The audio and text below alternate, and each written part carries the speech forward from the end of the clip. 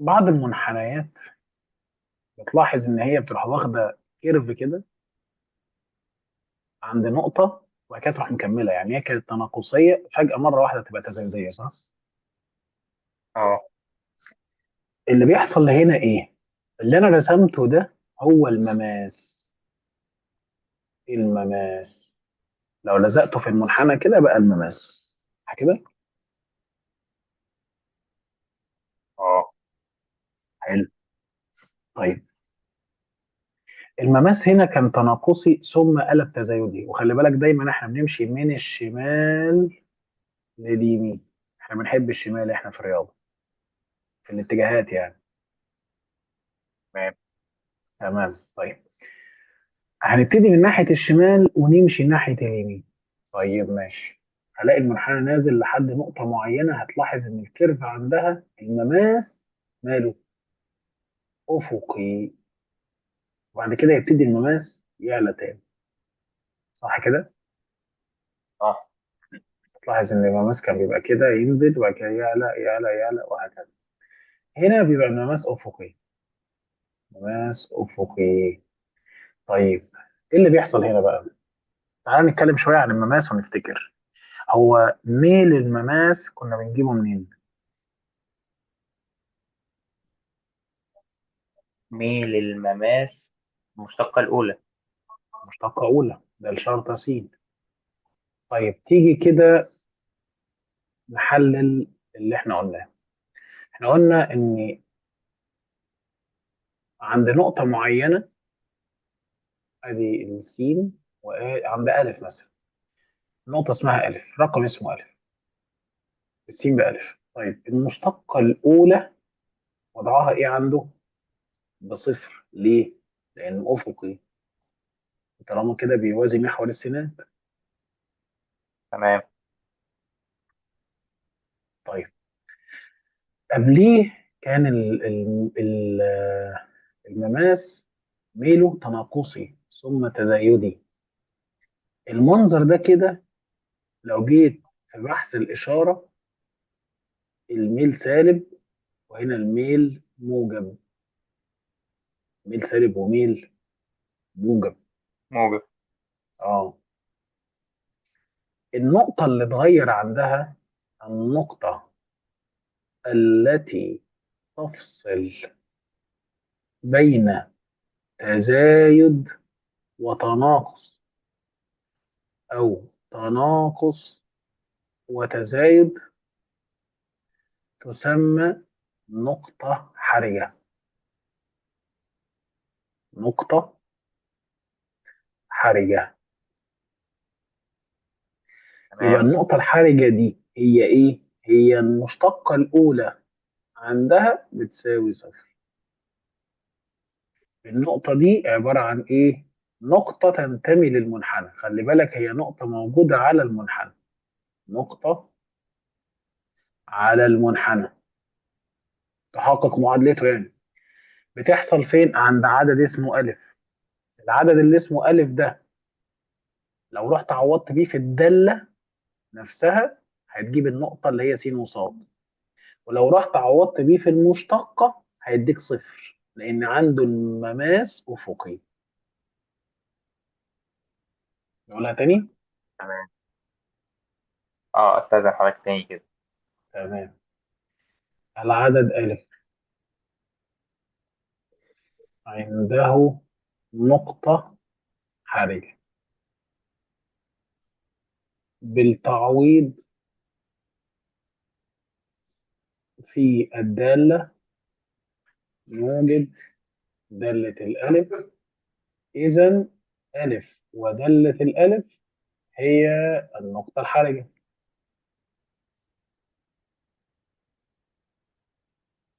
تمام. وبالتعويض عن ألف في المشتقة الأولى، ده الشرط ألف تساوي صفر، لأن المماس عند ألف يكون أفقيا. تمام. وصل الكلام؟ وصلت الحمد كده لله. الحته بتاعت النقطه الحرجه دي حاجتين: عوضت في الداله تجيب النقطه، تعوض في المشتقه الاولى تجيبها بصفر. تمام. ده كده الدرس ولا لسه فيه قوانين تانية؟ لا يا باشا، صلي على الحبيب، ده احنا لسه كويس. كده يعني. ملاحظه مهمه جدا: لازم العدد ألف ينتمي إلى المجال. أول خطوة تعمل لها تشيك قبل ما تشتغل إن العدد الألف ده موجود جوه المجال ولا لأ. يعني لو جيت قلت تمام. لك دالة س بتساوي جذر س ناقص خمسة، حلو، تمام.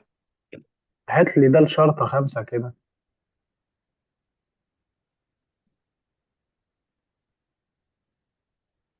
هتبقى بصفر.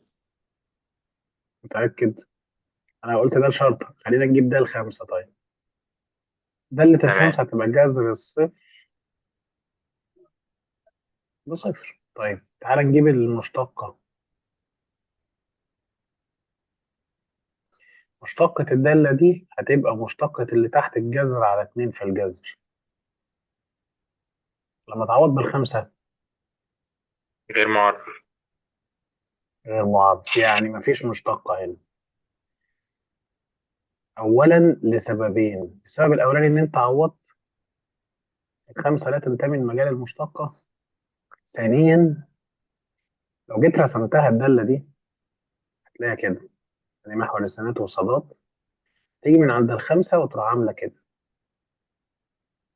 طب فين فاكر ده الشرطة خمسة يمنى، ده الشرطة خمسة يسرى.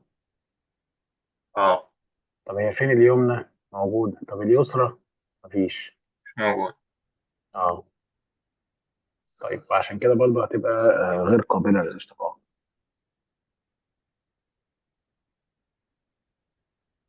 هو عند تمام. الخمسة، عند الخمسة، إنما قابلة للاشتقاق عامة عند أي رقم. عشان ما تقوليش إيه ده، عند الخمسة المشتقة غير معرفة. حتى خلي بالك، حتة غير معرفة دي معناها إن المماس، بص المماس هيبقى عامل إزاي؟ المماس هيكون رأسي، ماشي؟ المنحنى هيبقى المماس كده، مماس كده، مماس كده، مماس كده، ماشي؟ تمام.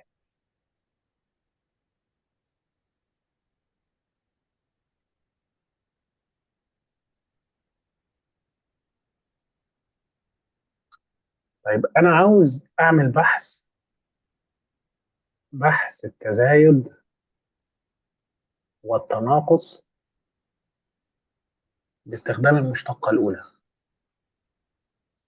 تزايد وتناقص الدالة هو زي تزايد وتناقص المماس. مين المماس؟ أنا عشان خاطر أشتغل في تزايد وتناقص الدالة لازم أكون عامل تزايد وتناقص بين المماس. يعني أشتغل على مين؟ المشتقة الأولى. بارك الله فيك. مشتقة أولى. طيب حاجة من اتنين: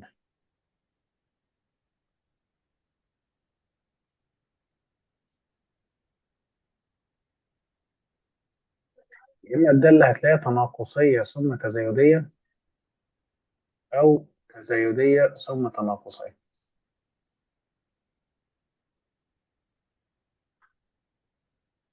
تمام.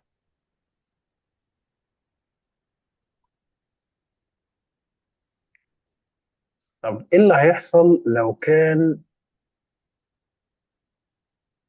حصل حاجة زي كده؟ بص، تزايد، هل ألف كده عندها نقطة حرجة؟ قال لك لا. لا. بالظبط، لأن تعريف النقطة الحرجة هي نقطة تفصل ما بين تزايد وتناقص أو تناقص وتزايد. يبقى هنا عند ألف لا يوجد نقطة حرجة لأنها لا تفصل بين منطقتين مختلفتين. تمام كده. تمام.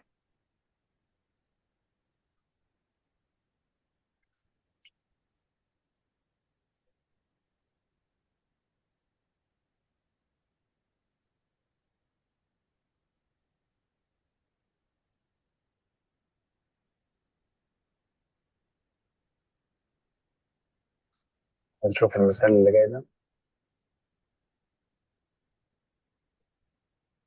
يقول لك يوجد النقط الحرجة في مبحث فترات التزايد والتناقص للدالة دالة س تساوي س تربيع ناقص 4 س زائد 5. خطوة أولى، نعين المجال. مجال الدالة دي إيه؟ ح. مجال تاني الدالة دي حاجة، ح. عشان كسرت حدود. تاني حاجة، مشتقة أولى. تمام، 2 س ناقص 4. ثم نضع المشتقة الأولى تساوي صفر. ليه؟ كان عند النقطة الحرجة المشتقة الأولى بتساوي صفر. جدع. يبقى أنا عشان خاطر أجيب الرقم اللي عنده مشتقة صفر اللي هو النقطة الحرجة. يلا، يبقى 2 س ناقص 4 لا، تساوي صفر.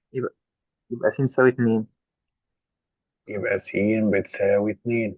طيب، يبقى ص بعدين بتساوي 4 كده. ناقص استنى 8 استنى 1. استنى ص استنى بتساوي 1. استنى يا جدع استنى. أنا معرفش الدالة عند الاتنين هل هيبقى في تزايد وتناقص حواليها، ولا تزايد وتزايد، ولا ايه الوضع. فانا لازم اروح اشوف تمام. اعمل ايه. نبحث اشاره المشتقه الاولى. نبحث اشاره ده الشرطه س حول الاثنين. خط اعداد. وافتكر معايا لما كنا بنقول في اولى ثانوي مثل عكس ومثل مثل ومثل مثل عكس مثل الحاجات دي. المشتقه الاولى هنا داله خطيه. الداله الخطيه داله من الدرجه الاولى، بيبقى مثل عكس على طول. وافتكر ان على الخط هنا حط دايما ده الشرط. دايما، لان عينيك انت رايح دلوقتي تبحث اشاره مين؟ مشتقه، ولا رايح تبحث اشاره الداله؟ مشتق. المشتقه.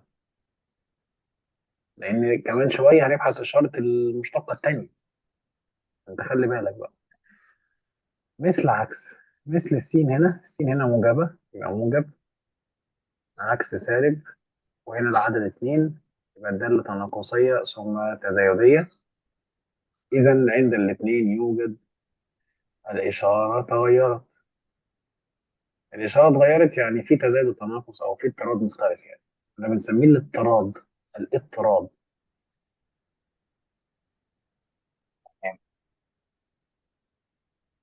طيب. هو ايه إيه الفكرة تاني بتاعت بقى؟ مثل عكس؟ هفكرك بيها. طب أنا دلوقتي مش فاكر مثل عكس بقى. محمد إيه؟ كل الدوال اللي جاية. أنت واقف عند الرقم اتنين صح؟ هات لي أي رقم بعديه. ثلاثة. 3. وعوض دي في المستقبل. شوف الإشارة اللي طالعة إيه. 2 في 3 موجب. 6. 6 ناقص 4 2 موجبة. خلاص حط موجب. شوف لي رقم قبليه. واحد. 2 1 في 1 باتنين. يبقى سالب. 2 ناقص 4 سالب، يبقى خلاص سالب. كل مرة تعمل كده بدل ما تحفظ قواعد.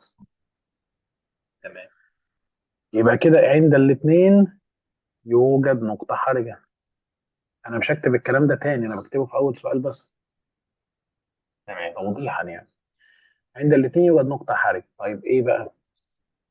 هنروح نجيب دالة الاثنين زي ما أنت كنت هتجيبها. نطلع نعوض فين؟ الدالة اللي فوق خالص. الدالة الأصلية. يلا. يلا بينا. هتطلع بواحد. مم. 2 تربيع ناقص 4 في 2 زائد 5، يعني 4 9 ناقص 8 1. يبقى النقطة 2 و1 نقطة حرجة، بيحصل عندها إيه؟ واخد بالك أصلا إن دي دالة تربيعية؟ اه. أهي. أهو. عند العدد 2 هتلاقي المنحنى عامل كده، والمماس بالمنظر ده. وعند النقطة 2 و1 هي دي اللي بيحصل عندها تغير في التزايد والتناقص. تمام كده؟ تمام. طيب سؤال بقى. الراجل قال لك ابحث لي فترات التزايد والتناقص. طب ما انا بحثتها اصلا. الدالة تناقصية فين؟ في دالة الفترة من سالب. تناقصية في الفترة ايوه. من سالب ما لا نهاية لحد 2 مفتوح. جميل. وتزايدية من 2 مفتوحة لما لا نهاية. من 2 إلى ما لا نهاية. حلو قوي. بيقول لك تكون الدالة دالة س بتساوي س ناقص 3 لكل تربيع زائد 2. تزايدية في الفترة كام؟ تزايدية في الفترة كام؟ الأول لازم أجيب النقطة الخارجة عشان أعرف أحدد هي تزايدية في الفترة من كام لكام. فالأول جميل. هجيب مجالها. مم. مجالها هنا ال... مش شايف السؤال كويس. كان أيوه كده. مجالها هنا حاء. تمام. فهجيب المشتقة بتاعتها. مم. هتبقى 2 في اللي جوه القوس. تمام. بعدين حط زائد المشتقة بكام؟ زائد زائد واحد. ليه زائد أو واحد؟ لأ، في واحد. في واحد اللي هي خلاص هتروح. تمام تمام. معذرة. هتبقى س تمام. بتلاتة وأعوض فوق. هتبقى لا صب 2. لا لا. احنا قلنا هو هنشوف عايز، الأول. لا هو عايز التزايد التناقص، يعني كل اللي هنعمله ايه؟ بحث اشاره. اقف عند اه. الثلاثه، عوض برقم مثلا بعديها 4 مثلا، هيطلع لك موجب. عوض ب2 هيطلع لك موجب برضه. الراجل بيسألك الدالة التزايدية في الفترة كام؟ تعالى نتأكد من الاثنين كده. 2 ناقص 3، احنا بنبحث إشارة المشتقة الأولى. خلي بالك، نكتب هنا ده الشرطة. المشتقة الأولى فين؟ أهي. لو عوضنا بالأربعة هتطلع لنا موجب، لو عوضنا بالاثنين هنا هيطلع لنا سالب. يبقى تمام. إذا، أيوه، هتلاقي هنا تزايدية. إذا الدالة التزايدية من 3 الموجب ما لا نهاية. في فترة الفترة من مفتوحة. 3 مفتوحة إلى ما لا نهاية، بالظبط كده. مفيش حاجة اسمها تزايد وتناقص وتبقى الدالة عند الفترة مقفولة، لأن تمام. العدد الثلاثة ده على الطرف ما بين حاجتين، بين تزايد وتناقص. طب أنا هبقى تزايدي ولا تناقصي؟ مفيش حاجة عندها بيحصل الاثنين. ما ينفعش نقول عند ده بيحصل اثنين، تزايد وتناقص في نفس الوقت، ما ينفعش. واخد بالك؟ تمام. واخد بالي. تمام.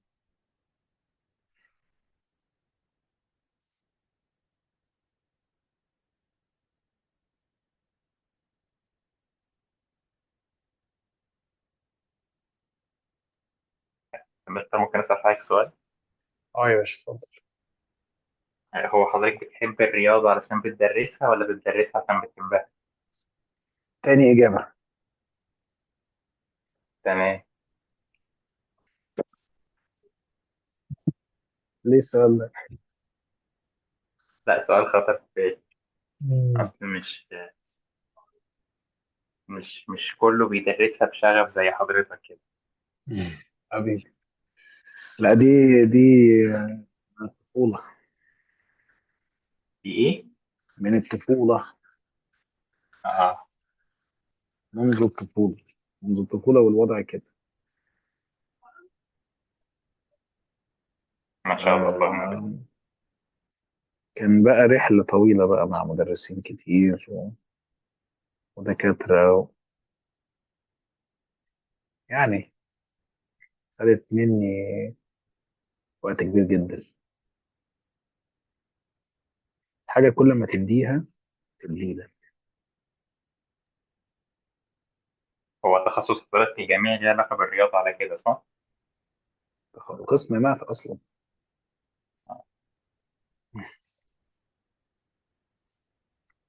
تمام. ف يعني حتى لما دخلتها دخلت الكلية دي عشان خاطر أنا عاوز دي.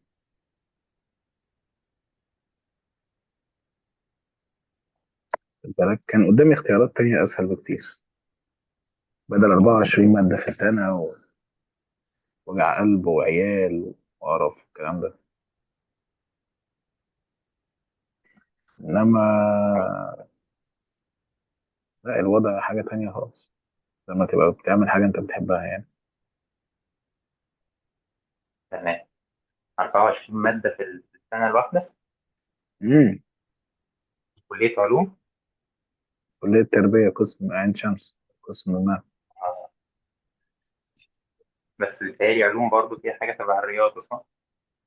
اه انا مطلع الحمد لله اللهم بارك طلبة دلوقتي بقوا مدرسين، من كلية ما شاء الله. علوم رياضة بحتة. ما شاء الله اللهم بارك. يعني اللهم بارك كده يا رب، اشوفك زي بلال مثلا ولا زي محمود ولا عبد الرحمن. النماذج ديت انت لو عندي على الفيس هوريك كده لمحة من الحاجات اللي بيعملوها واللي وصلوا لها دلوقتي. إن شاء الله. عقبالك كده ان شاء الله. يا رب اللهم بارك. يلا بطل. بيقول لك اذا كانت الداله دي س تكعيب ناقص 6 س تربيع زائد 15، فان الداله تكون تناقصيه في الفتره كام؟ اول حاجه المجال ح. تمام. يلا بينا. مجال. والمشتقة 3 س تربيع ناقص 12 س. تمام. مشتقه اولى بصفر. أيوه فعندي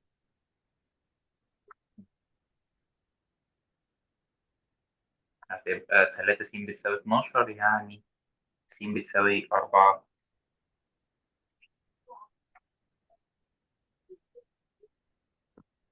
هناخد التلاتة س عامل مشترك، هيبقى التلاتة س بتساوي صفر او السين بتساوي 4.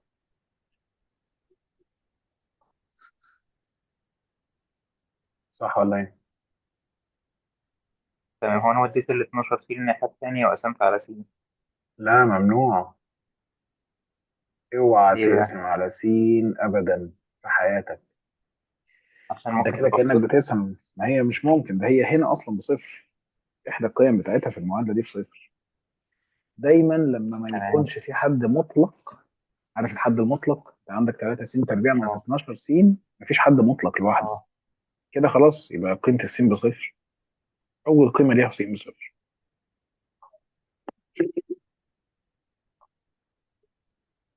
خدت تمام. بالك؟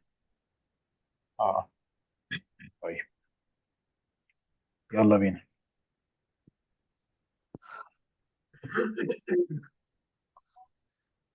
لو عند الصفر فهنعوض مثلا بواحد وسالب واحد. لو مم. عوضنا بواحد يبقى تناقصية. ولو عوضنا بسالب واحد هتبقى تزايدية. طيب تعالى نشوف. اول حاجه، انا انا بالنسبه لي انا همشيها مثل عكس مثل. س تربيع موجبه يبقى هنا مثل عكس مثل، اوتوماتيك على طول. طيب لو انا مش فاكر ديت هعمل زي ما انت ما عملت وخلاص وريحت دماغي. مع كل سؤال هفكرك بالقاعده، لما بتكون داله تربيعيه وطلع لك ليها حلين يبقى مثل عكس مثل. تمام. تمام. طيب. تمام. آه طيب جميل. يبقى كده لو بصيت على خط الأعداد هتلاقي تزايد ثم تناقص ثم تزايد. الراجل بيقول لك تناقصية، يبقى الدالة دي تناقصية فين؟ من صفر لأربعة اللي هي الألف، أو من صفر لأربعة. حلوة أوي. تمام.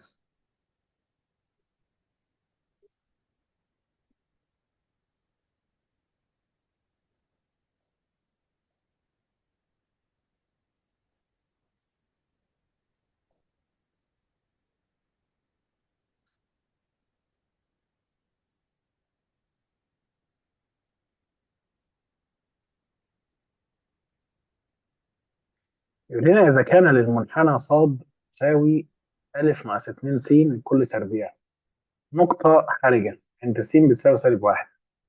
يعني إيه المنحنى عنده نقطة حرجة عند س بتساوي سالب واحد؟ كلمة نقطة حرجة تعني كام حاجة؟ تعني حاجتين. المشتقة بصفر. ده الشرطة سالب واحد بتساوي صفر. وإيه تاني؟ والجزئية الثانية عند بتاعة النقطة المنحنى. دي أيوه. سالب واحد ال- وصاد تنتمي إلى المنحنى. خلينا نشتغل في دي. يلا أول حاجة نشتق.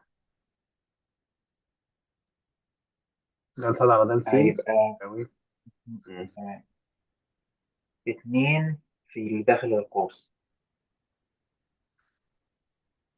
يعني سالب أربعة س زائد اتنين ألف.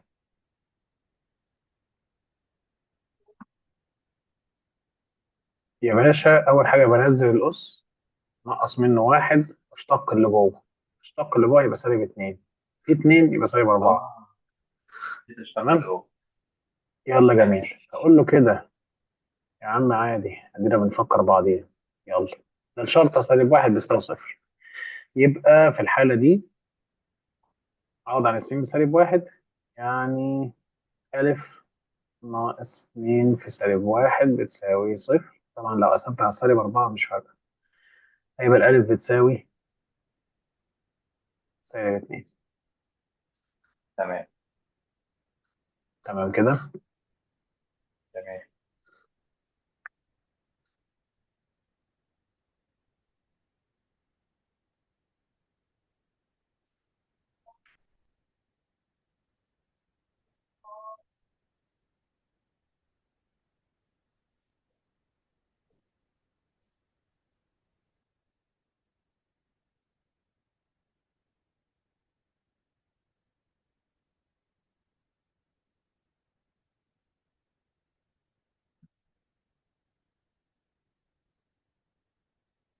يلا يا بطل. بيقول لك إذا كانت الدالة دالة س بتساوي 3 ناقص 2 أهي، بص 3 س تربيع، فإن الدالة تكون تناقصية في الفترة كام؟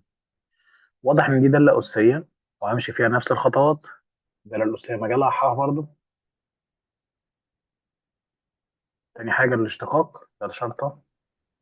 كنا بنشتقها الاشتقاق إزاي؟ بنزل، أول حاجة بنزل الهاء زي ما هي، بشتق أيوه. الأس. مشتقة الأس هتبقى. هتبقى ستة س أيوه. في اتنين هاء أس تلاتة س سالب 2. تربيع. طيب يعني معنى كده سالب 12 س ه أس 3 س تربيع. طيب دي بقى لو أنت ساويتها بصفر، بص جمال الامتحانات بتاعت ثانوية عامة، خلي بالك هتقع في مشكلة دلوقتي. بوضع سالب 12 س ه أس 3 س تربيع بتساوي صفر. حل المعادلة دي كده. ملهاش غير إن س بتساوي صفر.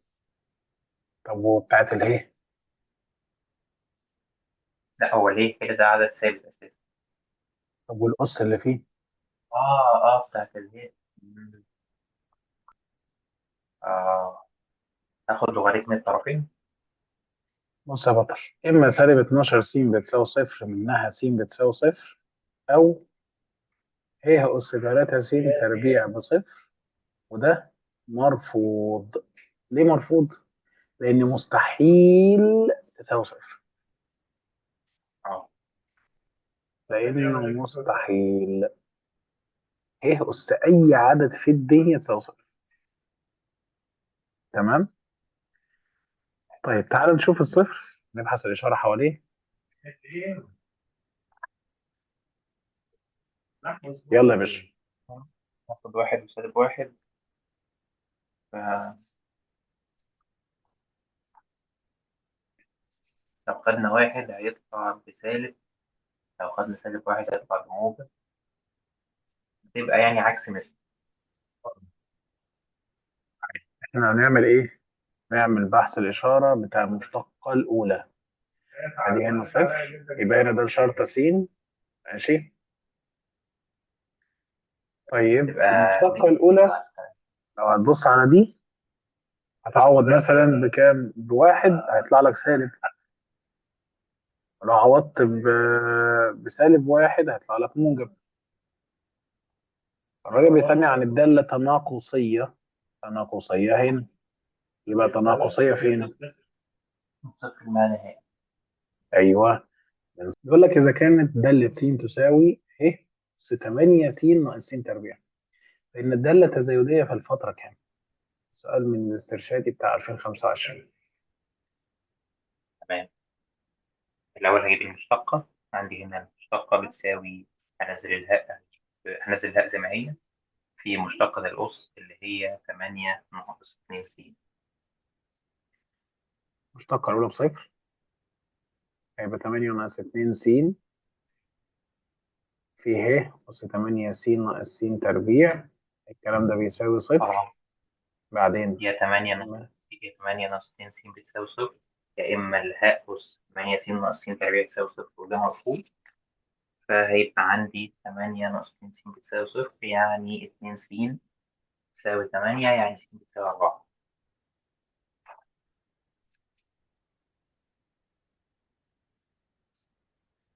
أعوض مثلا بخمسة، أو أشتغلها على طول إن السين إشارتها سالبة، فهقول مثل عكس مثل، فتبقى لا لا، الدالة مش مثل عكس تزايدية. مثل. مش مثل عكس مثل. مثل عكس، بس أنا آسف. لا، دي بتحصل في الدالة الخطية. وانت عندك جزء هنا، بص عليه كامل. آه، لعل وعسى. طبعا الجزء ده هيطلع ايه؟ مهما تعوض هيطلع موجب دايما. ده موجب على طول. تمام. طب جرب الخمسة، يطلع لك سالب. وجرب التلاتة، يطلع لك موجب. فكده الدالة تزايدية فين؟ من سالب ما لا نهاية لأربعة. أيوه. إذا الدالة تزايدية في الفترة من سالب ما لا نهاية إلى أربعة. معانا سؤالين. السؤال الأولاني،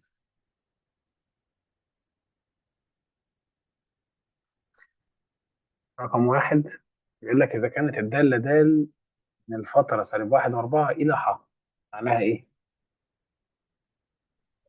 معناها إن دوت إيه. المجال بتاعك.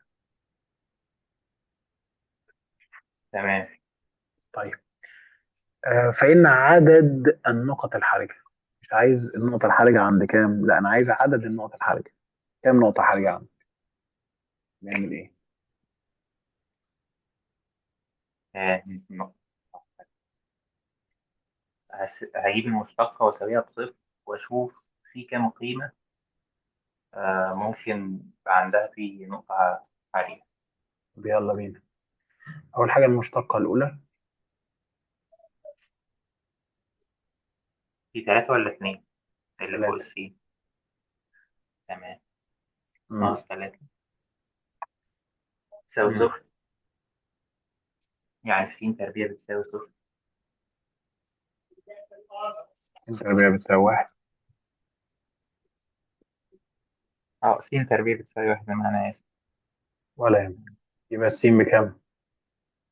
يبقى السين يا بواحد يا بسالب واحد. حلو. ارجع للمجال كده.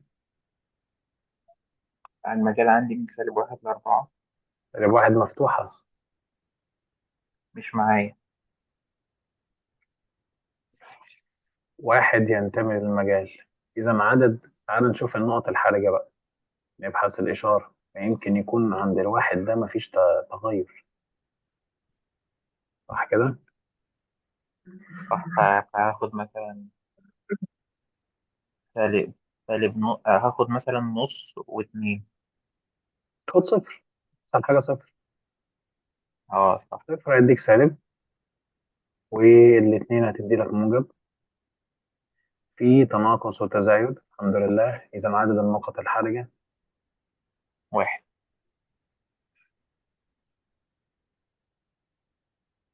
تمام. يلا اللي بعديه بقى، بيقول لي دالة س بتساوي س في ألف ناقص لوغاريتم س أساسية، حيث ألف ده ثابت، وكان لمنحنى الدالة نقطة حرجة عند س بتساوي ه، فإن ألف بكام؟ تمام. يعني الأول إيه؟ هشتق اتفضل. الأول هشتق المعادلة. أنا بس ماشي المعادلة يلا. مش ظاهرة عندي. هتبقى واحد في اللي هو القوس زائد س في مشتقة اللي جوه. مشتقة اللي جوه هيبقى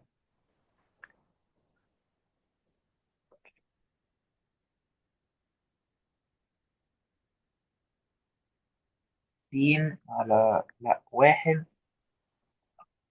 دالة فوقيها مشتقتها، يبقى نحط س هيبقى تحت. سالب واحد على س. واحد. أيوه. هتلاقي السين دي راحت مع دي، أصبح معانا المشتقة ألف ناقص لوغاريتم س الأساس ه ناقص واحد. طيب، المشتقة الأولى قال لك إن في نقطة حرجة عند السين بتساوي ه، معناها إيه إن في نقطة حرجة عند السين بتساوي ه؟ إن عند س بتساوي هي المشتقة الأولى بصفر. يعني ده الشرطة ه بتساوي صفر. يلا بينا. إذا ألف ناقص لوغاريتم ه الأساس ه ناقص واحد بتساوي صفر.